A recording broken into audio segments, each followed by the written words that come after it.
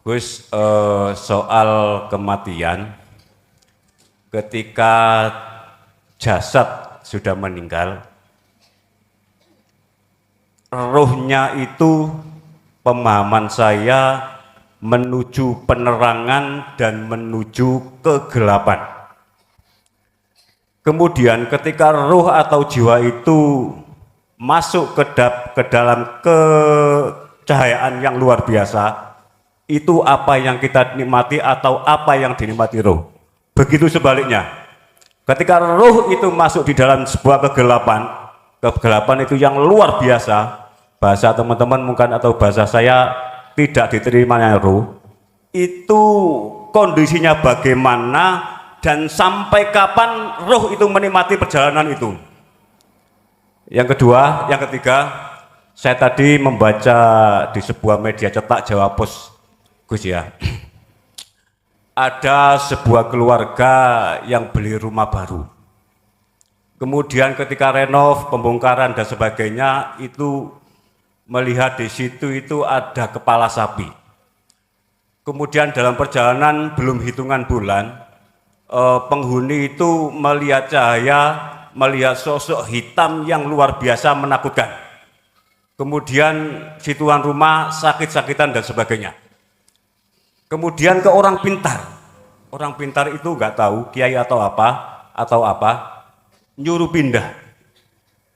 Kemudian rumah itu dijual dan pembelinya informasinya juga menikmati itu.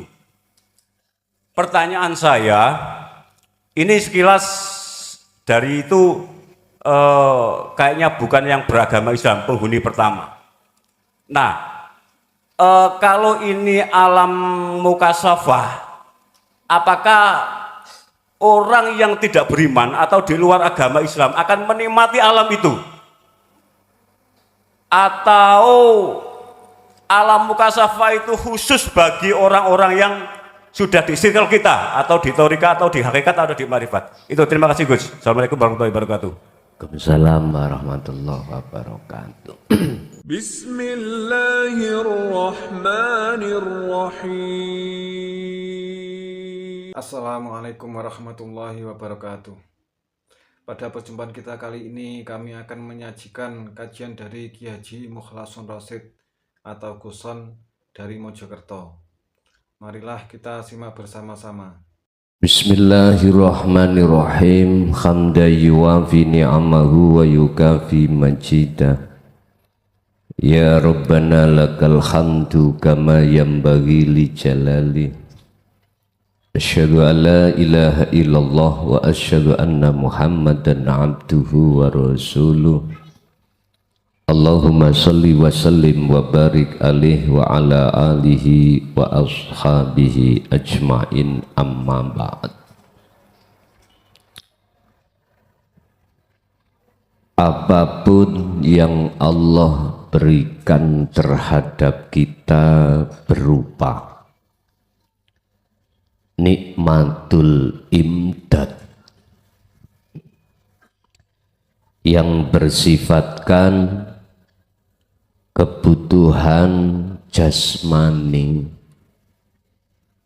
itu disebut anugerah. Dan anugerah ini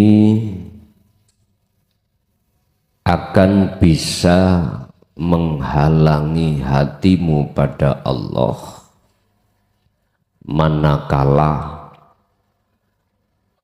kamu, hatimu itu tidak punya akses untuk masuk di dalam alam akhirat. Saya ulang, apapun yang Allah berikan nikmatul imdad yang berupa kebutuhan jasmaniah ini disebut anugerah, akan menghalangi hatimu terhadap Allah manakala tidak mempunyai akses akses untuk masuk di alam akhirat di dunia ini. Sebab kita bicara anugerah itu macam-macam bentuknya. Pertama, anugerah yang berbentuk kebutuhan jasmani. Yang kedua, bisa jadi anugerah berbentuk laku zahir di dalam atau di atas jalan taat. Sama.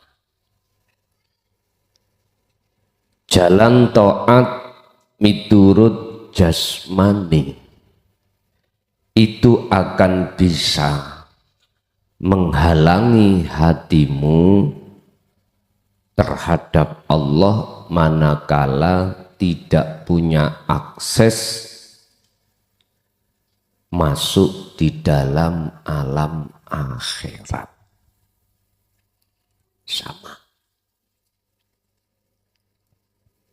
Apa yang dimaksud akses menuju masuk di dalam alam akhirat?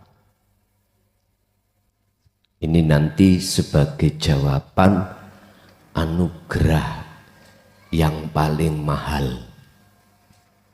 Anugerah berikutnya yang nomor 3. Anugerah yang nomor 3 adalah Gusti Allah mengizinkan akses terhadap dirimu untuk masuk alam akhirat. Liman kana yarjullaha wal yaumal akhirah, yaitu hati seseorang yang sudah diizinkan Allah baik memahami maupun cara mengamalkan dzikir sejatine dzikir, wahwa utawi sejatine dzikir itulah dzikron katsiron ai wahwa adzikru bisiril asrar.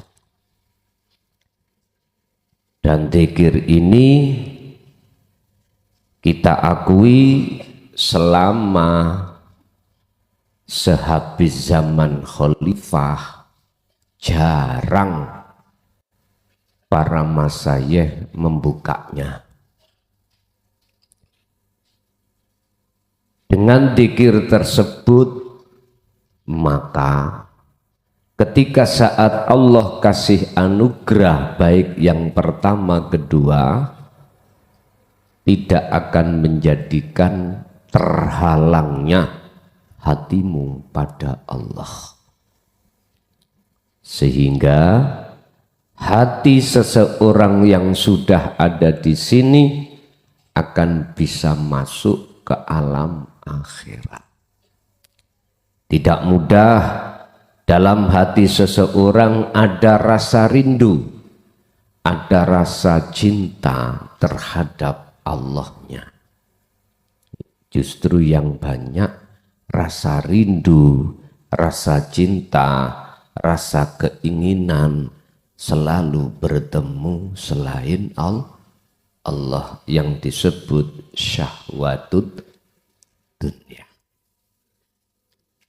Berkenaan dengan hal ini, malam hari ini kita akan membahas makalah 134 terkait anugerah. Qala musannifu rahimahullah idza arada tatkalane ngersakake sapa Allah ayudhira ing yen to nyatakake sapa Allah fadlahu ing anugrahi Allah alaika ing atase sira ya khalaqa mongko agawe sapa Gusti Allah wa nasaba lan bangsaake sapa Allah ilaika maring sira.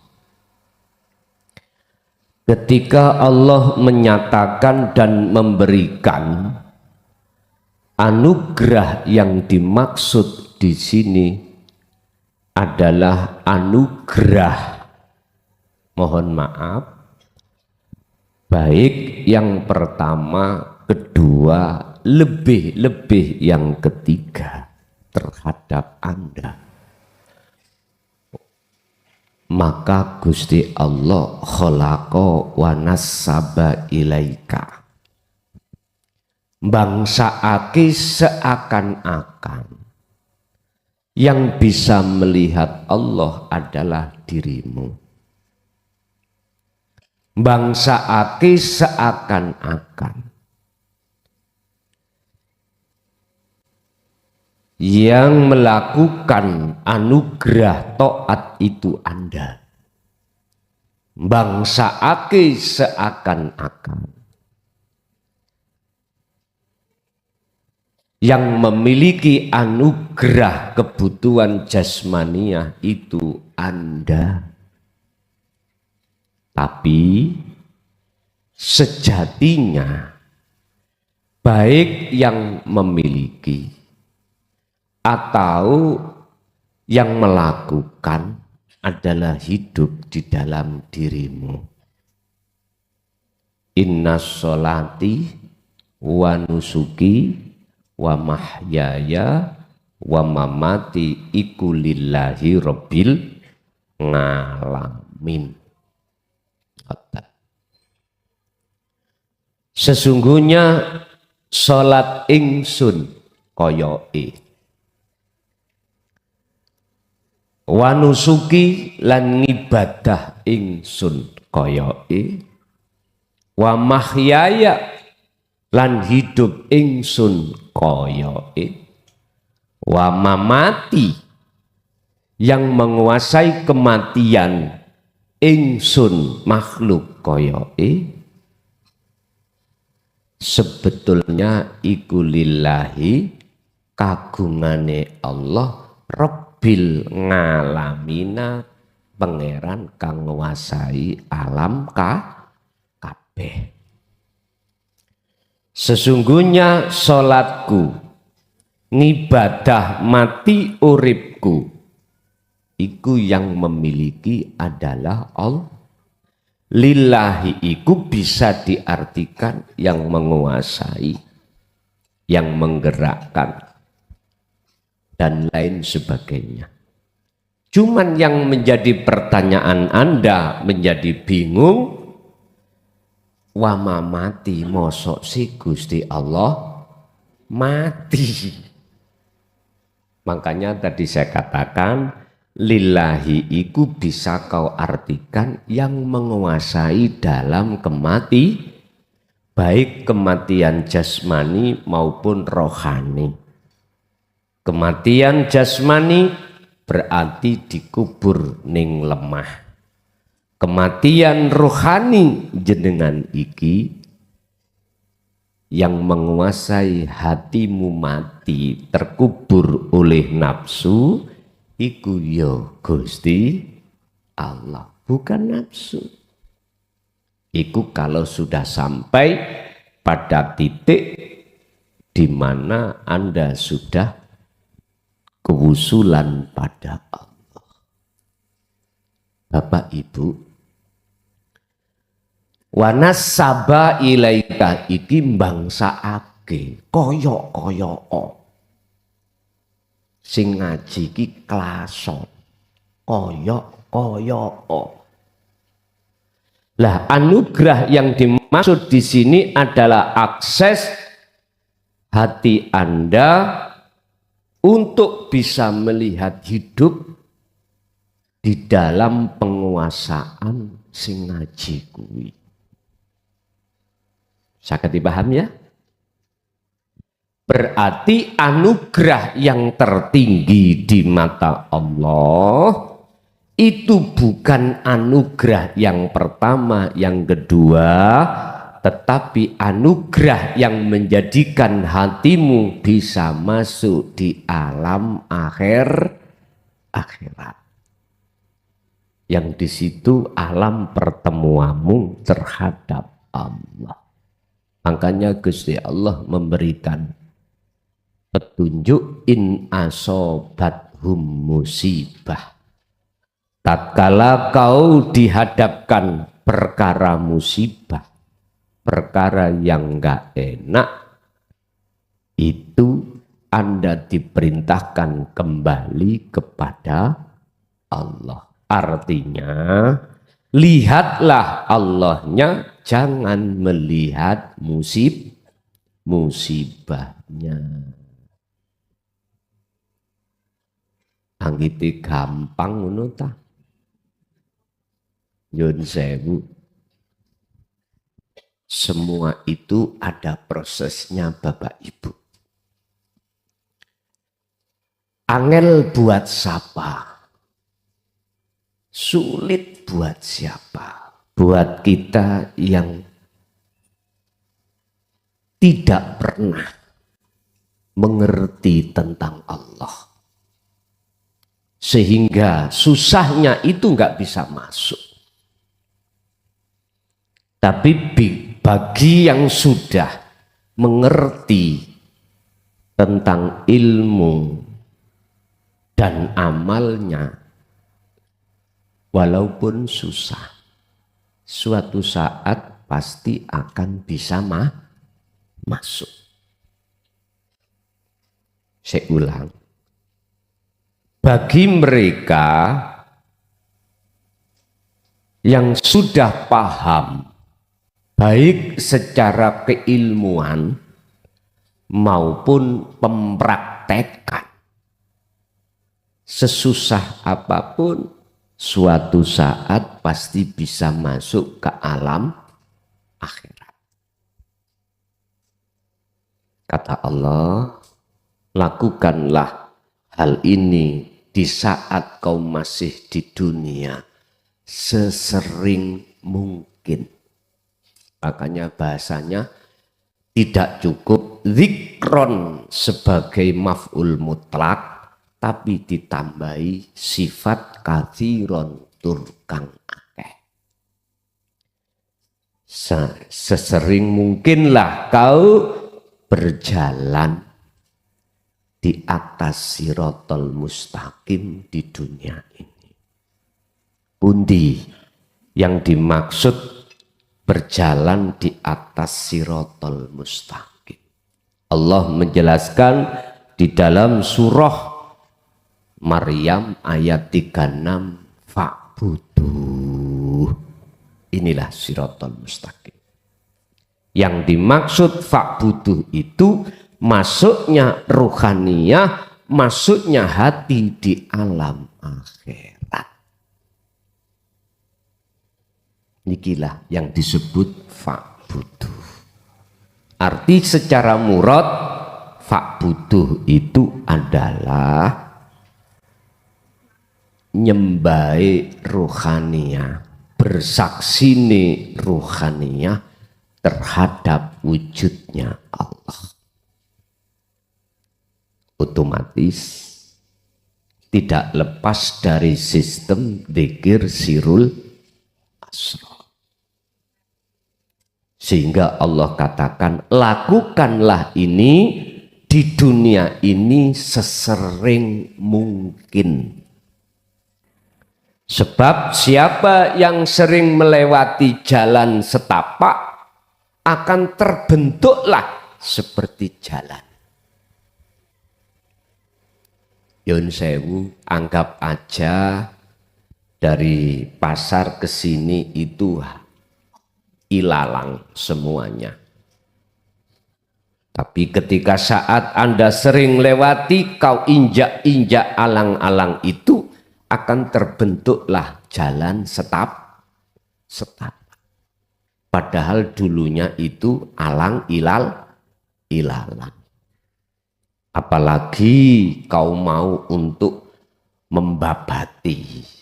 Apa bahasa Indonesia membabati, alang-alang? Memotong, membersihkan alang-alang itu, lalu kau aspal, akhirnya tambah nyaman jalanmu. Mana yang disebut jalan dan wasilah, itulah Bapak Ibu, mohon maaf, yang disebut ibadah murni dan atau tidak murni.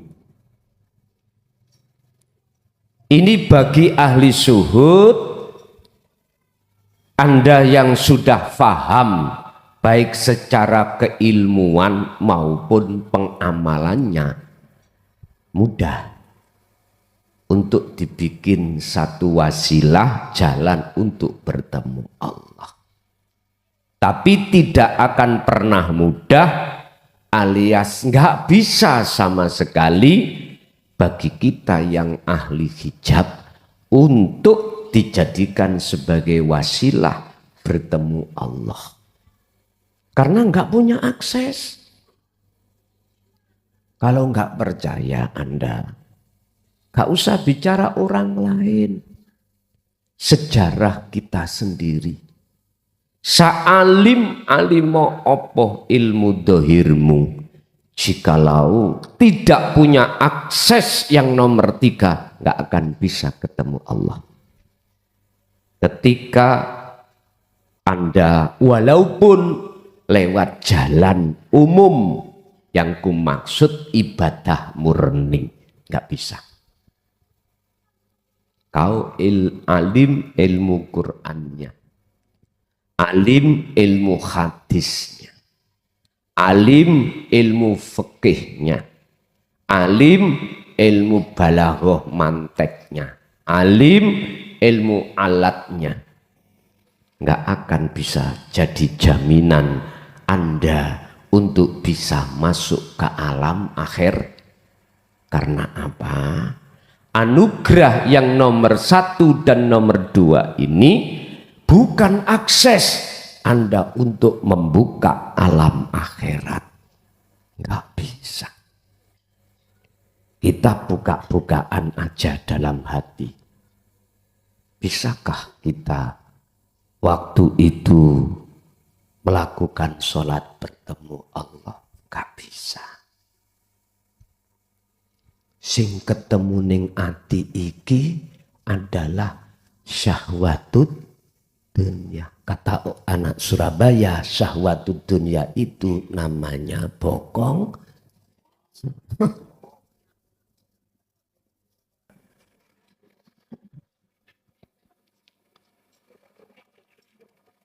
Kalau nek ngomong bokong sewok mesti ngadep rono. Pun tersinggung Bu, pun. Maksud kula di dalam syahwatud dunya ini Allah menerangkan minan nisa. Mengapa tidak minar rijal?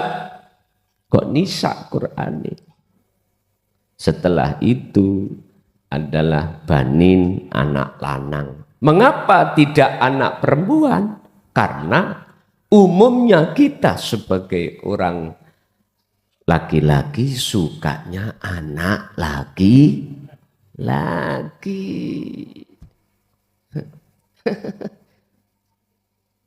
Mengapa tadi kok yo minan nisa ayatnya tidak minarijal? Sebab bentuke wong lanang kaya apa gak iso mrangsangi. Wong wedok iku nyun sewu. Nek menurut fikih semuanya aurat. Aurat. Bahkan suaranya pun aurat. Kecuali wajah iki dengan 2 telapak tangan. Ini buka lagi fikih. Semua aurat Pak Bu. Artinya wong lanang yang normal nek ndelok wong wedok nyun sewu ya. Normal lho aku ngomong normal. Mesti sah buat. Kecuali yang tidak normal. Allah. Hal itu enggak penting. Didatangkan atau tidak oleh Allah enggak penting. Ngalim dohir atau tidak itu enggak penting. Sugih melarat pangkat atau tidak, punya jabatan atau tidak, itu enggak penting. Miturut anugerah sing nomor 3. Gusti Allah gak nekakno anugerah yang pertama dan atau yang kedua itu ora penting.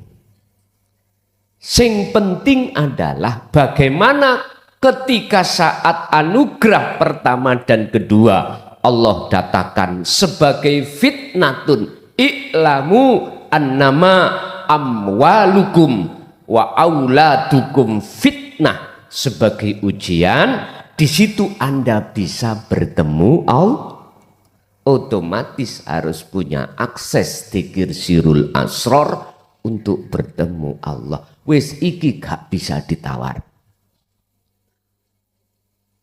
gak bisa ditawar. Oleh sebab itu saya nasihati panjenengan sing merasa sudah punya pengikut di dalam seluruh thariqah. Ngapunten, berarti ini sedaya mursyid ya, khususi. Anda harus menciptakan atau memudahkan jamaatmu untuk mendapatkan akses tadi. Jikalau tidak, lereno dadi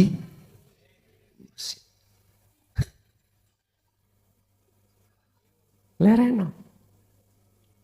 Malulah kita pada Allah. Malu. Malulah kita pada Allah. Sebab anugerah yang ada 1 dan 2 itu Bapak Ibu, tadi saya katakan, bisa akan menghalangi ruhaniyah kita pada Allah jikalau tidak punya akses anugerah yang nomor 3. Golek ono, carilah sampai meripat mecicil di dalam hikam secara tertulis anugerah ketiga, ora bakal ketemu. Sebab anugerah itu dengan sendirinya Allah berikan pada hamba yang dikehendaki. Janganlah wahai manusia kau ukur seseorang dekat, merasa dekat dan sudah bertemu Allah itu dengan kekaromahannya. Jangan. Itu bukan ukuran. Dan itu bukan salah satu di antara tanda-tanda orang ini sudah memegang sirul asor, bukan. Kalau kita melihat dalam Al-Quran, tanda-tanda mereka yang sudah betul-betul membawa akses adalah amanu wattaqau. Alladzina amanu wattaqau. Yunus, surat Yunus ayat 63. Ini tanda-tandanya. Amanu yang dimaksud di sini bukan di lisan saja. Amanu yang dimaksud di sini bukan nurul iman, tapi amanu yang di sini adalah sudah sampai pada hakul iman. Atau dalam bahasa ihsan. Niki amanu. Lah amanu yang sudah dimaksud di sini sudah tertanam ihsan di dalam diri Anda. Wattaqau, artinya wattaqau adalah makrifat. Ilmu, amal, istiqomah selalu berkumandang setiap ibadah murni dan tidak murni. Sehingga Allah tulis di dalam Al-Quran derajat sing paling tinggi ing ngersane Allah adalah takwa. Inna akramakum indallahi atqakum. Selesai. Kalau seperti ini, tolong kasihkanlah terhadap setiap jamaah pengikutmu. Biar mereka ini tidak muter-muter. Biar mereka itu lekas bisa bertemu Allah. Karena saya lihat Pak Bu ketika saat ngaji di tengah-tengah thariqah, minim umurnya 50. Ono sing 70. Gak lanang gak tuwek. Gak lanang gak tuwek. Gak lanang gak wedok. Gak laki gak perempuan ketika saya masuk terhadap saudara-saudara saya di dalam thariqah. Itu kebanyakan umurnya 50. Mesake, kasihan. Mereka muter-muter di dalam dunia mukasyafah. Berikanlah akses, terangkanlah akses lewat kepahaman ilmu, yang ilmu itu tidak keluar dari maksud wukuf kolbi, mandeke ati untuk tidak bahas selain Allah. Berarti hanya bahas ilmu-ilmu tentang rahasianya Allah.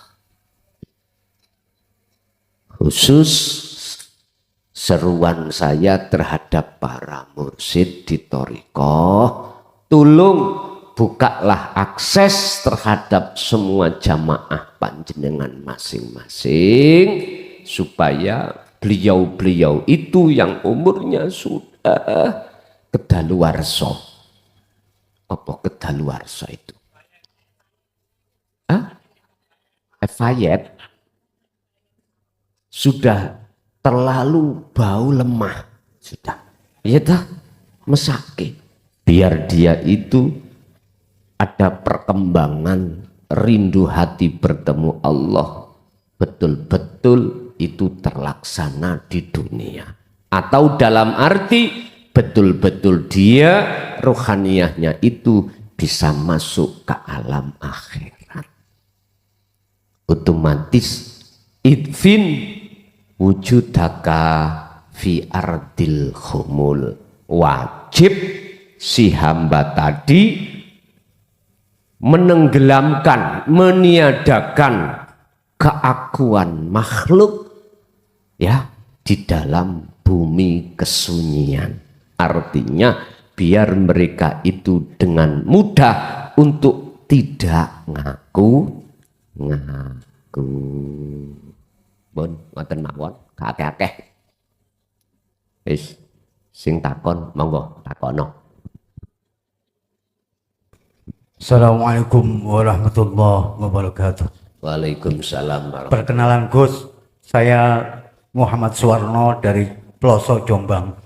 Ploso Jombang, nggih. Yang pernah ditawar beras nggak lulus, Gus. Halo. Pernah ditawar beras yang nggak lulus. Tahun berapa Pak? 86. 86. Adiknya Gus ya, adik kelas. Ya. Wonten komplek pundi? Dan Salafiyah, Gus Sobirin. Masya Allah, nggih. Mboten lulus Gus, tasik bodoh nih.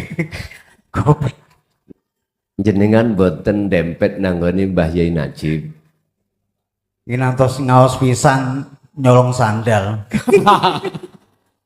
Pun diusir kali ya ini. Sebab ngene, Mbah Yai Fatah, Mbah Yai Najib itu ada akses ilmu ini, cuman nggak dikeluarkan. beliau itu sing gelem merapat Nggih. niku dibuka, tapi pribadi, tapi bahasanya kinaya. Contohnya kula tenggone Mbah Yai Najib, pesene Abah biyen kula ngoten, dempetono beliaunya, wis dengan cara apapun nggih kula lakukan, ya apa sekirane dadi tukang pijete. Lha ngoten lho. Lho elek-elek ngene, kula niki turunane tukang pijet lho, Pak. Lho, mbok kula niki dukun bayi. Lho estu dukun bayi. Asline ngelmune turun teng kula. Tapi kula angen-angen mosok si aku nulungi wong, Mbak. Wah bahaya jadi arek. Gak bahaya ta ngoten. Nggih, monggo dilanjut. Nggih, pernah ngaji di Jaya Jamal, cuma masih bingung Gus, sanepan semua, sanepan. Waktu beliau wonten tenggene Ringin Contong. Tenggene Sama beras. Sambong. Sama beras pondok. Loh, beliau Muhib. waktu ada di tambak beras Muhibin nggih. Ya, nggih. Itu apakah beliau sudah membahas tasawuf? Tasawuf Al-Hikam. Oh, Cuma saya bingung, di situ sir kopi aja saya bingung, Mas. oh ngoten. Ngertinya saya di sini sir kopi. Ya beberapa pertemuan saya bingung, jadi Nggih. tidak paham. Nggih. Cuma saya garisi sir kopi, Nggih. belum jelas. Nggih. Mboten napa-napa. Lanjut. Eh, dari bujangan Gus memang terus terang ini vulgar ya. Asline pundi jenengan? Ploso Jatigedong. Asli nggih. Berarti jenengan duduk napa mondok? Mondok sekedap. Mondok, Nggih. Nggih. Mbut. Lanjut. Tukar sandal.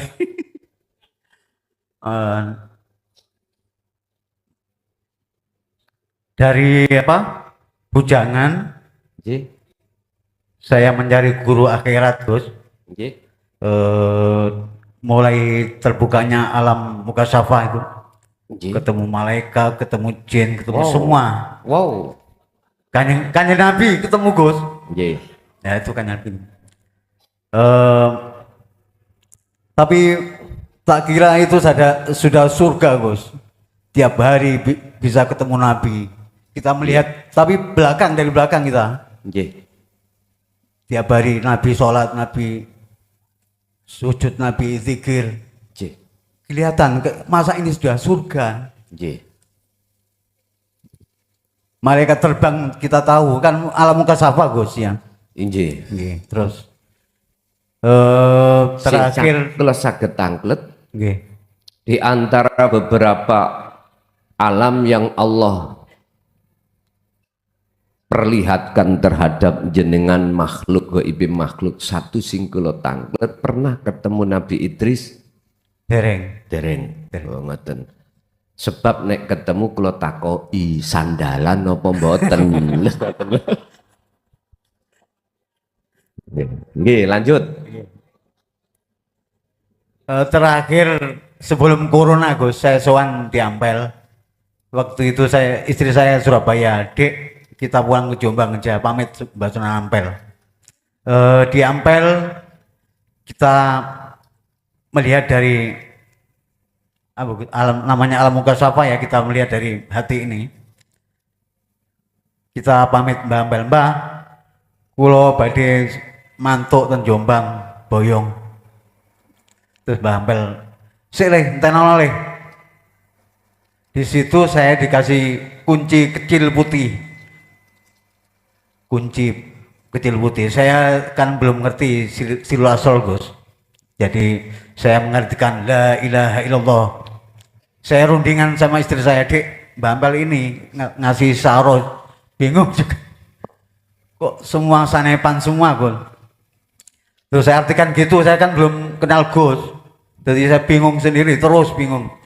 Terus saya melihat YouTube kok Gus Mukhlason ngaji, kok ada kecocokan, masuk. Tahun Ramadan 2003 saya ikut baiat live Gus ya, sampai sekarang dikit-dikit saya agak paham. Alhamdulillah. Yang saya tanyakan Gus, semua alam mukasafa itu sebelum kita mengenal Sirul Asror, terus saya mengenal Sirul Asror, semua tertutup. Tidak bisa melihat apa-apa Gus, kecuali kalau Allah menghendaki aja. Biasanya kita melihat malaikat terbang, apapun bisa ya. Bisa. Kanjeng Nabi pun. Nah, terakhir saya minta syafaat Gus. Ah, saya ingat. Kanjeng Nabi saya minta syafaat langsung jawab Gus. Kanjeng Nabi kula nyambut gawe kok sorot. Dagangan rugi. Jualan di pasar tembok Surabaya itu udah mulai rame Gus, coba Satpol PP hancur lagi. Terus saya bingung, saya ngadu ke Allah juga, malu. Kanjeng Nabi minta syafaatnya. Saya minta syafaat kok gak sorot terus. Insya Allah Kanjeng Nabi bilang, syafaatku untuk ummati, bilang gitu Gus, bukan untuk perseorangan, bukan untuk keluarga, tapi ummati, bilang gitu. Cukup sekian Gus, mohon dijelaskan. Assalamualaikum warahmatullahi wabarakatuh. Waalaikumsalam warahmatullahi wabarakatuh. Kaifa yutasawwaru ayyah jubahu syai'un wa huwa alladhi dhahara fi kulli syai'in. Apa mungkin Gusti Allah iku bisa ditutupi oleh sesuatu? Sesuatu itu berarti selain Allah, termasuk kasaf, makhluk-makhluk di dalam kasaf. Sementara wahuwa alladzi zoharo, sedangkan wujud nyatane Allah itu pada diri sesuatu. Jawabannya, orang-orang yang sudah membawa anugerah yang ketiga, ya gak mungkin. Saya ulang. Apa mungkin Allah itu bisa ditutupi sesuatu terhadap basiroh panjenengan, hati jenengan? Lah wong Gusti Allah iku nyoto di dalam sesuatu. Bagi ahli suhud, jawabannya enggak mungkin. Karena sesuatu yang di mata Allah ini sudah tidak ada. Makanya jangan heran kalau jenengan sudah diizinkan Allah, disematkan Allah anugerah yang nomor 3, yang paling mulia di mata Allah, akhirnya selain Allah itu sudah tidak tampak, sudah tidak ada. Jangan heran, memang begitu. Kecuali jenengan dulu sebelum Allah kasih anugerah yang nomor 3, kunci akses untuk masuk di dalam alam akhirat, belum jenengan dapatkan, otomatis makalah niki wau ya mungkin. Loh, kok bisa Allah bisa ditutupi sesuatu? Karena basiroh kita itu yang nyata bukan Allahnya, yang nyata iku makhluknya.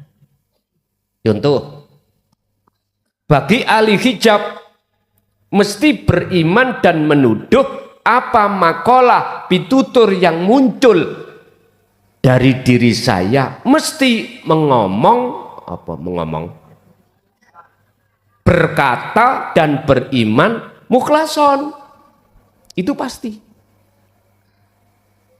Sumbernya iku teko mukhlason.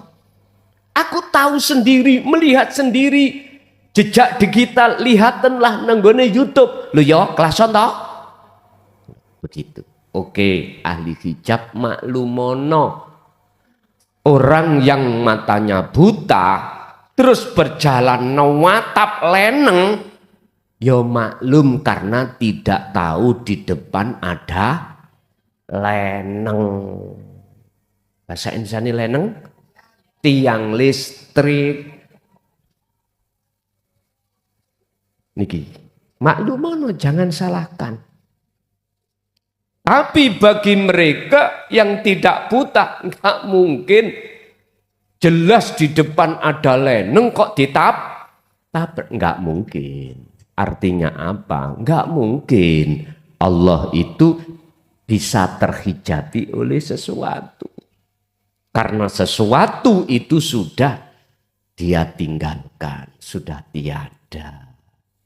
Loh, kalau yang nyata Allah dalam hati jenengan secara batiniah, maka pasti Allah akan menggiring Anda di dalam nyatanya Allah dohir. Wis tutuk Allah dohir nyatani, ya sudah. Nama makhluk wujudnya sudah tidak ada, akhirnya semua wujud itu wujudnya Allah yang di dalam proses dikatakan nurullah. Sama wujud listrik yaitu cahaya ini. Sudah tidak ada perbedaan antara setrum dengan cahaya. Ini berarti jenengan ada di makom khawasul khawas. Nek sampean pingin di makom khos langsung aja setrum demokan. Nek gak kayal wis iku makom khos. Akalmu hilang wis, nggak ada kesadaran. Tapi kalau jenengan ikut di makom khawasul khawas ya begini. Kak kayal-kayal ning paham. Oh, wujude setrum kali cahaya sama. Wis sing durung tekan atine ning kono mbun dipaksa. Engko timbang jenengan nyeleleng. Wis. Oke, nyampe sendiri. Jadi Pak leres, mengapa kami tidak ditampakkan di dalam alam mukasyafah? Karena jenengan sudah memegang kunci. Sehingga apa makhluk di dalam alam kasaf, itu memang Allah sisihkan di dalam hati jenengan untuk menyatakan anugerah yang nomor 3 tadi. Lanjut. Assalamualaikum warahmatullahi wabarakatuh. Hadirin pun waleh teng kula setiap Sabtu tanglet masalah ati kula nggih kepingin tanglet. Yai mohon dijelaskan dalam ngaji pada malam hari ini untuk menuju ke Ahad itu dalam sholat mulai iftitah Fatihah sampai at-tahiyat akhir itu kan artinya sebagai global hamba kepada Allah interaksi. Jadi untuk konsentrasi ke Ahad itu mohon dijelaskan dan dipilah-pilahkan supaya di waktu sholat saya tidak gendeng. Terima kasih. Wassalamualaikum warahmatullahi wabarakatuh. Waalaikumsalam warahmatullahi wabarakatuh. Kanjeng Nabi dawuh tentang sholat, jadikanlah sholat itu munajatmu terhadap Allah. Apa munajat? Interaksi Anda untuk bertemu Allah. Di sini ada dua. Ada yang jaluk gendeng, ada yang tidak gendeng. Tapi sama-sama. Jenengan nek kepingin gendeng dari atas ke bawah, ngerutuh. Jelewok. Sampean nek pingin gak gendeng dari bawah ke atas. Inilah antara perbedaan majdubun dan wasilun, khos dan khawasul khawas. Berhubung yang diminta adalah benra gendeng, akale nek atine mesti gendeng, podo-podo gendenge. Akale ben gak gendeng, biar terus terkontrol. Jenengan iki secara akal iki dapat rakaat berapa, terus sujudnya membaca apa dan lain sebagainya. Begini caranya. Sebelum jenengan takbiratul ihram, tolong di situ ada beberapa syarat, rukun. Kita sudah melewati syarat. Kalau syarat kan di luar. Syarat sahnya sholat termasuk kita harus suci lahir dan batin. Artinya lahir, baju tempat apa yang jenengan gunakan sholat wajib suci. Maksudnya batin tidak mengandung hadas kecil dan hadas besar. Ini adalah syarat sahnya sholat. Kita masuk ke ranah rukun sahnya sholat. Pertama adalah niat. Sebelum jenengan niat, sebelum jenengan takbiratul ihram disertai niat, tolong sekali lagi, iki prosesi wasilun. Hati jenengan harus terlebih dahulu memfungsikan anugerah yang ketiga. Harus ada rasa dalam hati kehadiran Allah dalam dan luar diri Anda. Setelah itu, budi sih merasa kehadiran Allah hidup dalam dirimu. Tekankanlah di dalam hati Anda bahwasanya hidup di dalam dan di luar Anda secara batiniyah wujudi Allah. Itu harus. Entah butuh waktu berapa detik, sakerso. Bahkan 1 menit, sakerso. Itu langkah awal. Harus sampai itu. Setelah itu, rukun sahnya sholat secara syar'i adalah niat. Ketika Anda niat, nyun sewu, diakhirkan ada ditutup lillahi karena Allah. Aku sholat maghrib 3 rakaat krono. Jangan pernah jenengan lepas fungsinya anugerah yang kedua, yang ketiga tadi. Anda jangan merasa bisa untuk melaksanakan niat ataupun takbiratul ihram. Jangan. Anda harus tetapkan segala apa yang muncul dan timbul di dalam niat mulai takbiratul ihram sampai salam. Bahkan bacaan-bacaan di dalam setiap gerakan. Hatimu jangan kau lepas pengukuhan atau pengifbatan, penetapan bahwasanya hidup itulah yang berperan. Inilah yang dimaksud inna sholati wa nusuki, terus diterusno iku lillahi.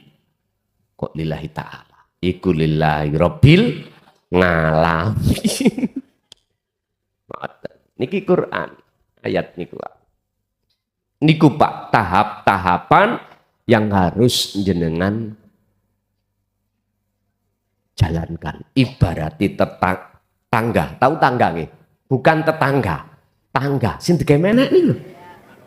Ada tangga 1, tangga 2 sampai ujung.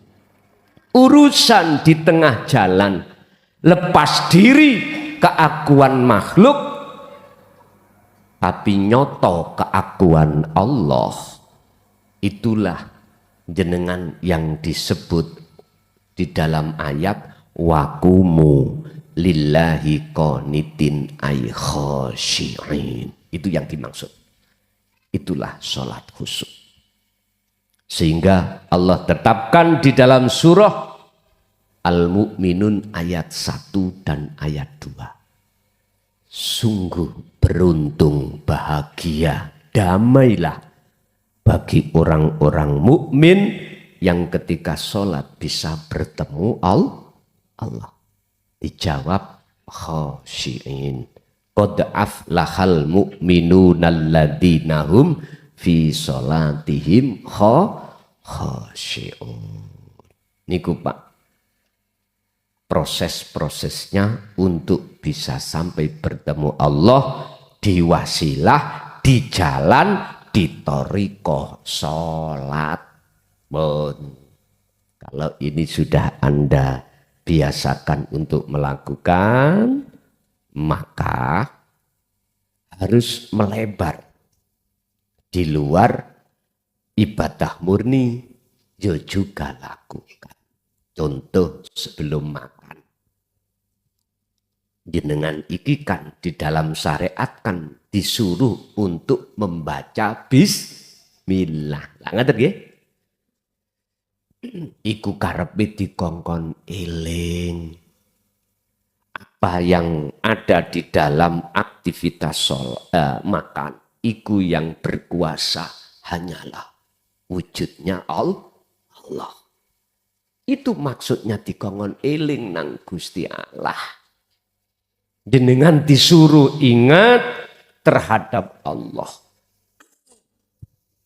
Rapno, sehingga mau makan, jenengan harus berhenti dulu, tenangkan hatimu, dan fungsikan anugerah yang nomor 3 tadi. Oke, lanjut. Bismillah, izin Gus. Pemula, senior saya, mohon maaf. Di Al-Hikmah, Ibnu Athaillah ke-7 kalau nggak salah Gus. Al-Hikam, ya. Bersungguh-sungguh sejak permulaan. Barang siapa yang bersinar pada awalnya, maka ia akan bersinar pada akhirnya.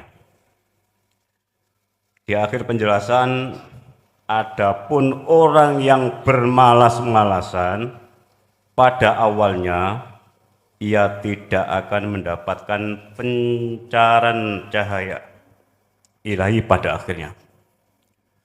Ini hemat saya kok terlalu syariah. Mungkin keterbatasan pemahaman saya. Yang kedua, Gus, soal kematian, ketika jasad sudah meninggal, rohnya itu pemahaman saya menuju penerangan dan menuju kegelapan. Kemudian ketika roh atau jiwa itu masuk ke dalam cahayaan yang luar biasa, itu apa yang kita nikmati atau apa yang dinikmati roh.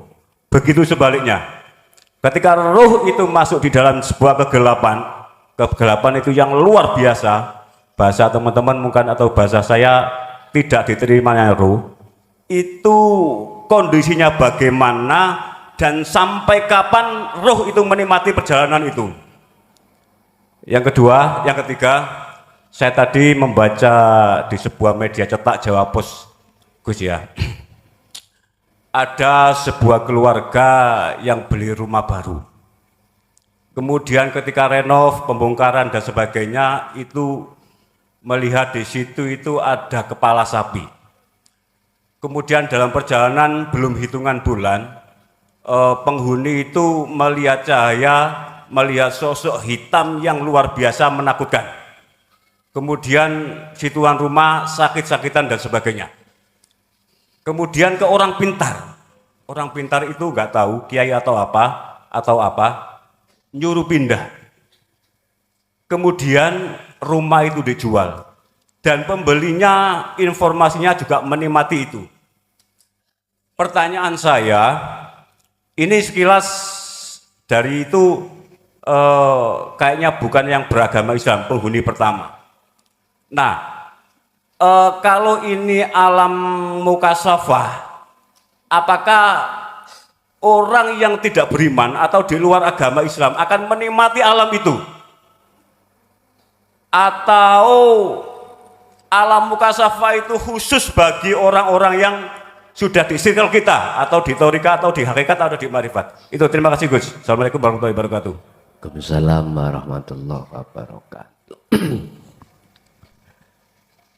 Walaupun ilmu tentang anugerah nomor 3 itu sudah disampaikan,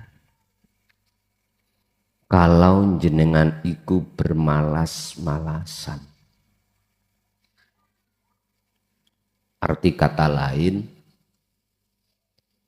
masih mementingkan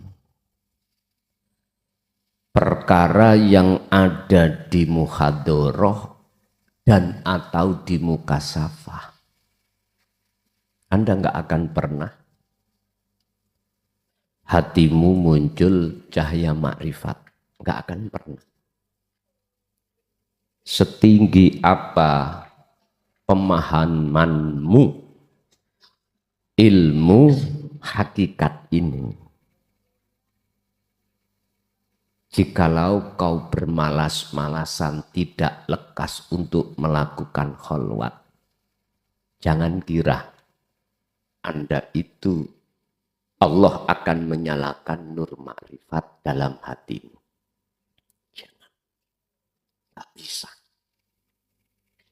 Percaya atau tidak percaya, justru di dalam muhadharah dan mukasyafah menjadi kesombongan hatimu pada Allah. Ini perlu diketahui pada siapapun. Apa bermanfaat mobil yang kuberikan pada dirimu, terus setiap hari kau lus-lus koyok bojo sing wayu, tidak pernah kau naiki, tidak pernah kau gunakan untuk ke pasar, untuk bepergian, sampai zaman akhir hayatmu pun tetap kau tidak akan pernah bisa naik mobil, nggak bisa. Itu logikanya. Anda saya kasih mobil, maksud saya jadikanlah mobil supaya bermanfaat bagaimana? Wong Anda tidak bisa nyetir mobil, tapi kau lus-lus saya bendino, dipipi, dilus-lus, ditutup, dibuka, ditutup, dibuka, tapi nggak tahu kok tumpai, nggak akan manfaat. Sama jenengan punya istri cantik, kok lus-lus, kok buka, kok tutup, kok buka, tapi tidak kau tumpai, kau nikmati, ora iso met.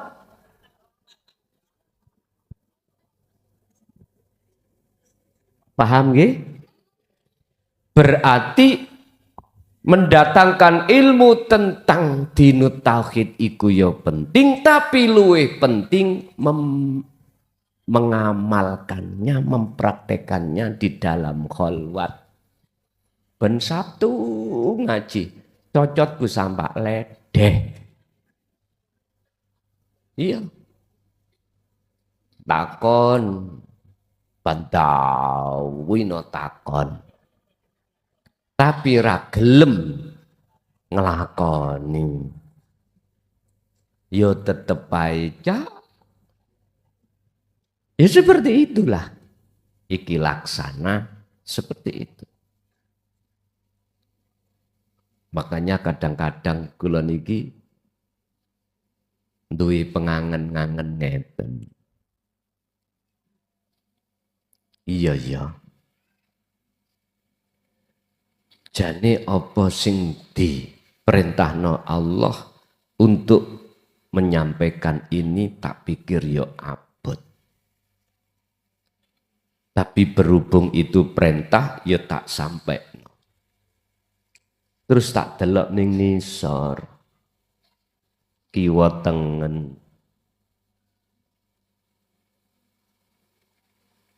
Ada yang tidak mau mempraktekkan.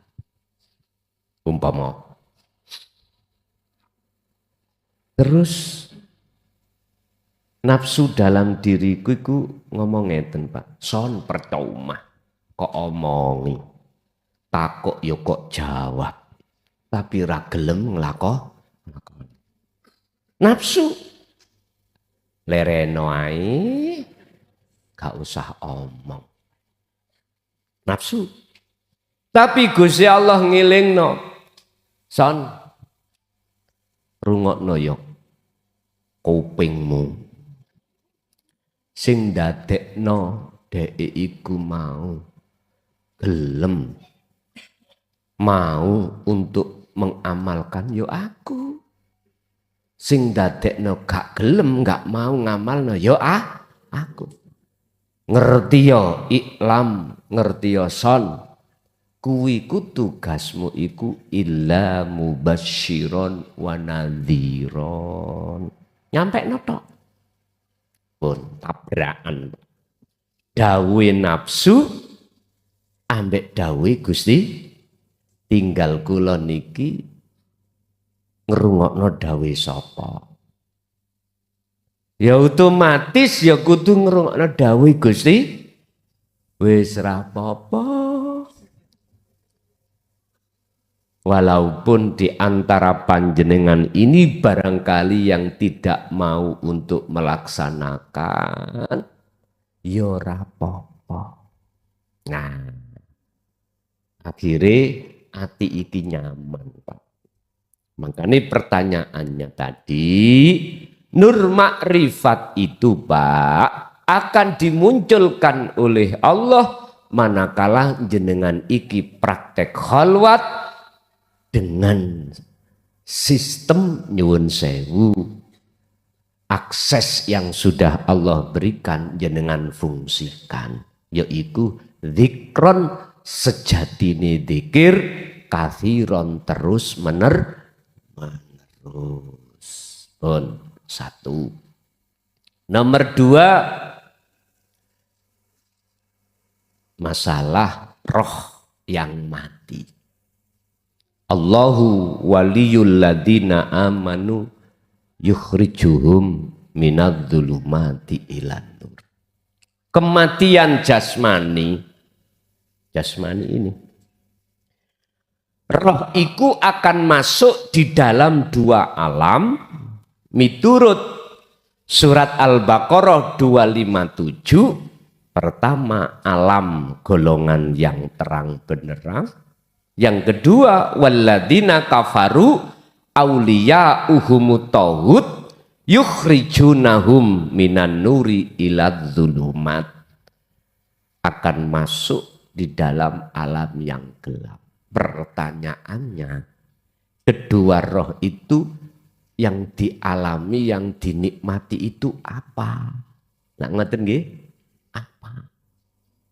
Jawabane ngeten. Jenengan tidur nek mimpi diuber-uber wong gendeng nggawa celurit mlayu mboten, diuber-uber macan atau guguk saking wedine lari mboten, lari kadang-kadang sampai ketangen ngos-ngosan.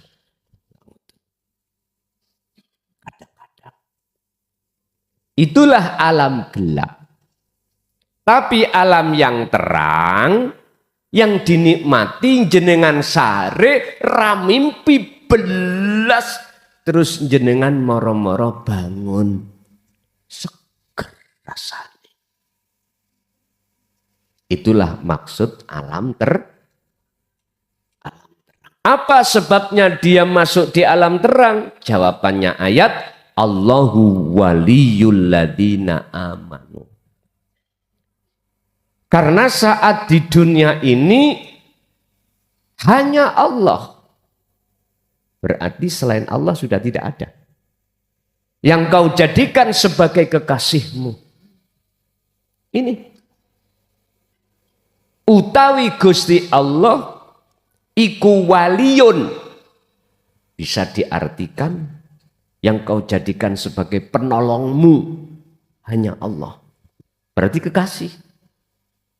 Maka yukhrijuhum, Allah akan menghilangkan kegelapan Anda untuk menuju ilan nur, terang bener. Umpama gambaran ini apa sing kok nikmati tatkala kau mlaku mripatmu iku gak wuta. Terus apa yang kau nikmati ketika berjalan meripat Anda itu wuta? Bisa kita praktekkan, Pak. Estu wis ngeten mawon. Sitok engko mlaku ngetan kono ya. Sitok sik merem. Apa yang kau nikmati ketika kau merem berjalan itu? Gambarannya ya kuwi. Aku yakin terasa hati Anda gelisah, susah, gak keceglong gota. Nggih nek keceglong terus tiba ana pangkuane. Enggak tiba keceglong ning watu ya lara, Pak. Disitulah pun, itulah gambarannya. Orang yang hatinya makrifat pada Allah, apa itu sama dengan orang yang makrifat pada selain Allah? Apakah sama orang yang buta dan tidak buta? Wis, ikut jawabannya seperti itu. Bon, nomor 2. Yang nomor 3. Rumah hantu. Apakah orang-orang yang sudah sampai di musyahadah itu akan mengalami mukasyafah?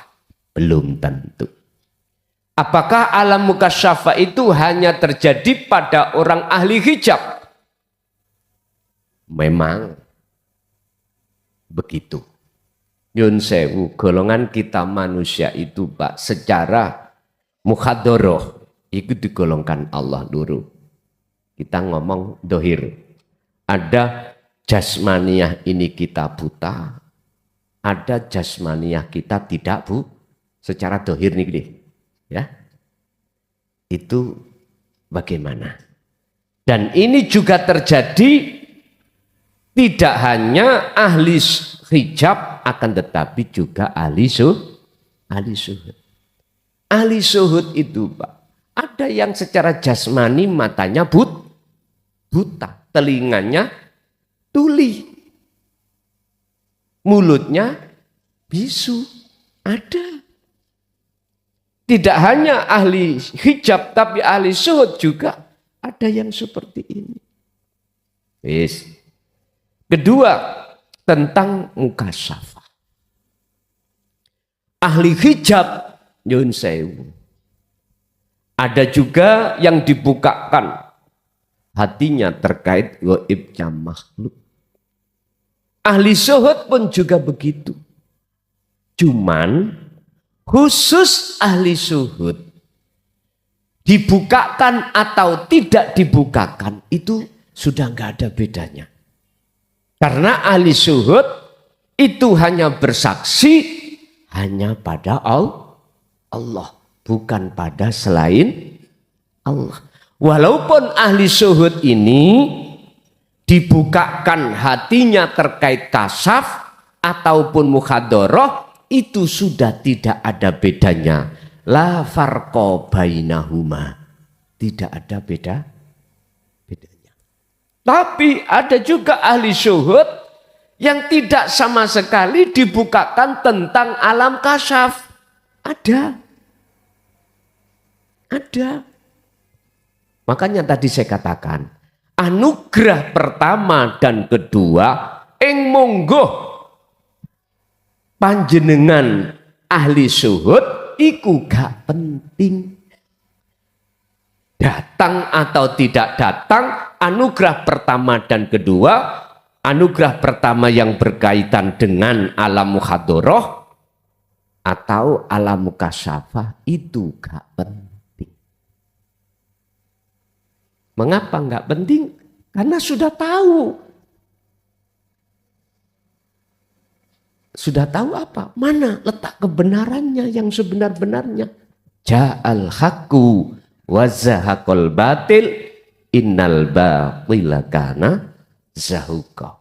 Jikalau kebenaran yang sebenar-benarnya yang tidak bisa diganggu gugat itu datang, maka sirnalah kebatilan. Begitulah maksudnya. Oke, lanjut. 3 sudah. Sekarang Ibu E dulu kalau ada. Monggo. Assalamualaikum warahmatullahi wabarakatuh. Gus, tolong jelaskan.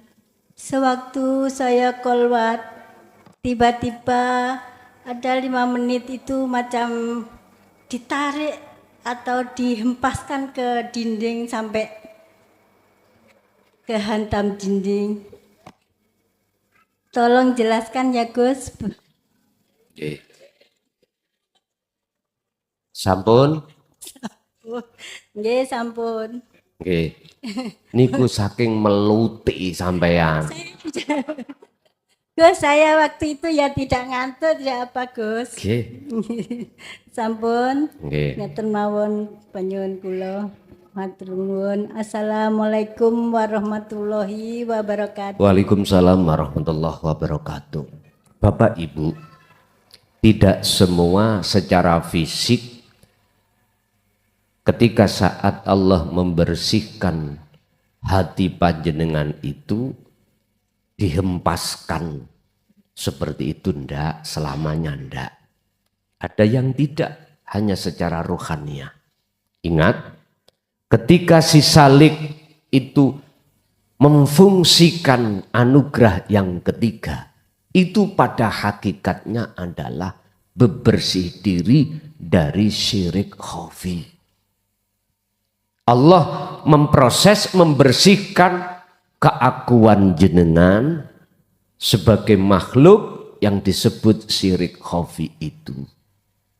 Lah, ketika saat itu Allah bermaksud untuk menetapkan pertemuan terhadap panjenengan. Pertemuan itu akan terjadi setelah bersihnya kotoran hati yang dibersihkan Allah. Jikalau jenengan di situ kok sampak mengimbas terhadap diri jenengan diuncal nih, ditatat nih tembok, iku saking meluti panjenengan. Artinya Bu, niku gak penting, yaiku tondo Gusti Allah memproses membersihkan kotoran hati. Mboten Bu, kabeh iku nyene melut nyene. Mboten sampean tok. Kita semuanya sering melut. Tahu melut nggih? Mokong niku lho. Nggih. Lanjut Ibu E, lain mungkin ada. Assalamualaikum warahmatullahi wabarakatuh. Waalaikumsalam warahmatullahi wabarakatuh. Aduh, Gus, tambah lama, tambah didudukkan, semakin nggak ada rasa, dan tapi kok rasanya itu masih ada rasa nikmat, selalu datang, walaupun divonis sakit. Sampai apa? Sampai nggak mau ke dokter, tapi kok nggak ada rasa, Gus. Ya wes rasanya itu ingin sendiri. Nggih. Ya, tapi syariat itu kok selalu mengintili, Gus. Apa? Mengikuti Gus. Meritili. Mengikuti.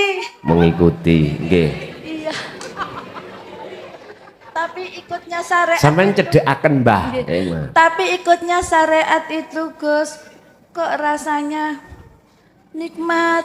Nikmatnya itu ya rasa. Kok duduk enak, di sana enak. Pengen mimpi, nggak pernah mimpi apa-apa, Gus. Semakin sendiri, kok ketiduran di mana-mana, nggak pernah mimpi, Gus. Terus bangun, tapi syariat itu masih bisa aktivitas. Terus kalau nggak ada rasa, selalu ingin sendiri. Pertanyaannya, dos pundi Gus? Ngoten mawon. Assalamualaikum warahmatullahi wabarakatuh. Waalaikumsalam warahmatullahi wabarakatuh. Ketika saat seseorang itu berjalan ke arah barat, maka semakin lama arah timur yang tinggalkan. Otomatis. Ketika saat hati itu marek wa ilaihil wasilata, Al-Maidah 35. Marek nang Gusti Allah lewat berbagai jalan, maka hati beliau itu pasti akan dijauhkan dari selain Allah. Niku otomatis, Mbak. Otomatis. Lah jenengan pengen mimpi. Lah, iku berarti malah ngotori jenengan. Ngotori hati jenengan, gak usah. Cukup kita itu terus saja wa ilaihil wasilata. Dalam hal apa? Wajahidu fi sabilillah. Meninggalkan apa seruane hawa nafsu. Nek jenengan isih ana ati pingin mimpi, berarti jenengan mendengarkan seruane hawa. Mula sangka iku jenengan bila mana keadaan di rumah orang itu banyak hutang kok kesini. Yun sewu, tujuane ben sampean iku ndang lunas utange. Liru. Jenengan dari rumah kok duwe masalah ning keluarga, yun sewu. Bojone iku mang drengki karepe ben rukun kok kesini. Keliru. Niate lo ya, tujuannya lo ya. Jikalau jenengan di rumah mempunyai hajat, pingin nyalok no lurah, pingin dadi kok kesini, keliru.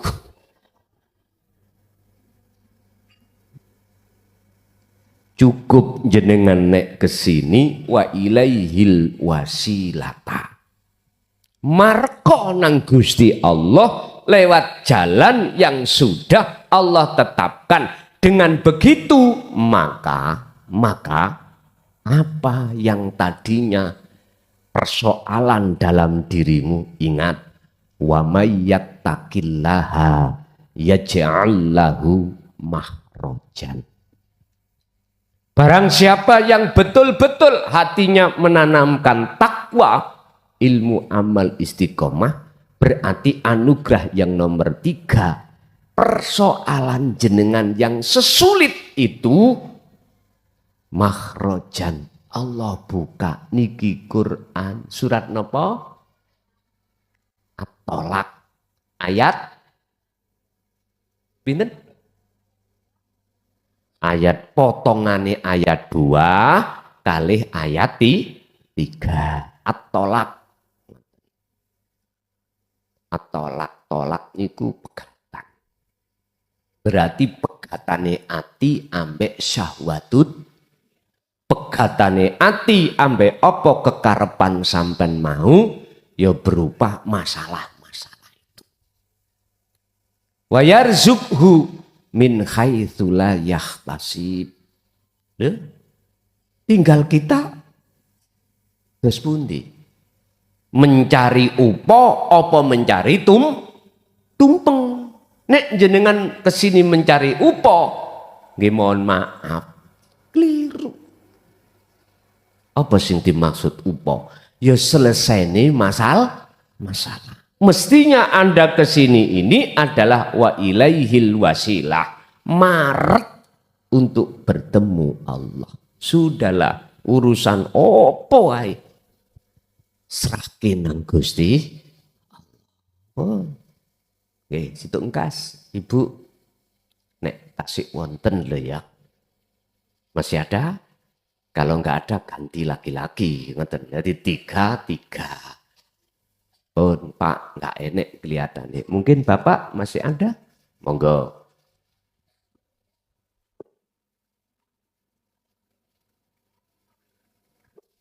Sami juga enggak ada. Ya wis enggak ada ditutup. Lah pun Bapak Ibu hadirin, ini sudah bulan November. Ya.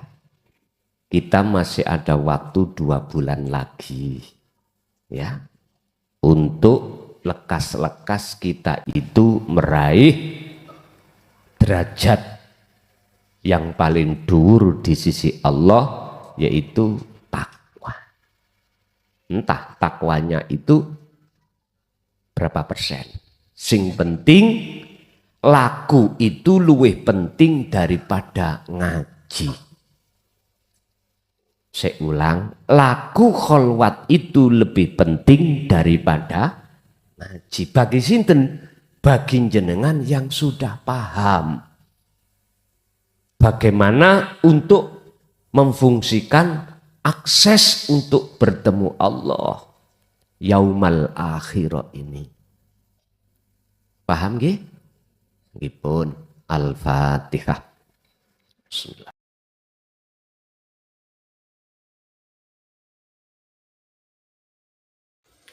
Alhamdulillah telah kita simak bersama kajian dari Kiai Haji Mukhlason Rosyid atau Guson, pengasuh Pondok Pesantren Miftahul Ulum Jaya Baru. Beliau beralamat di Jalan Perjuangan, Dusun Glonggongan, Desa Sumber Tebu, Kecamatan Bangsal, Kabupaten Mojokerto, Jawa Timur. Beliau adalah gambaran ulama muda yang mampu menjembatani nilai-nilai Islam tradisional dengan pendekatan modern. Beliau menekankan pendidikan holistik yang fokus pada ilmu tauhid dan tasawuf. Beliau juga menekankan pentingnya belajar Islam secara mendalam, tidak hanya aspek lahiriah tetapi juga batiniah. Semoga kajian-kajian dari beliau bisa kita ambil hikmah dan manfaat, sehingga membawa keberkahan di dalam hidup kita di dunia dan akhirat. Akhirul kalam, wassalamualaikum warahmatullahi wabarakatuh.